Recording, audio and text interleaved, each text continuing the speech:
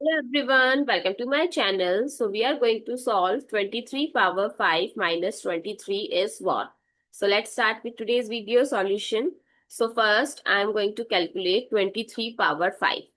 So we know that 23 square or 23 times 23 is 529.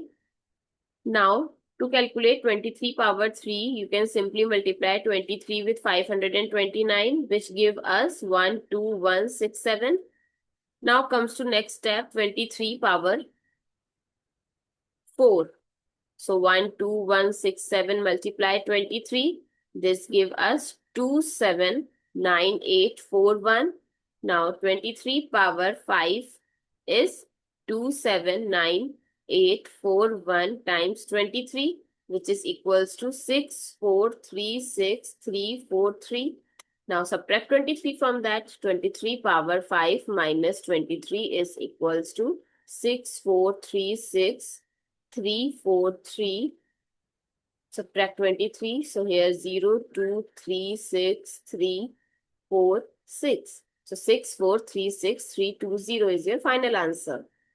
I hope it's clear and you find it useful.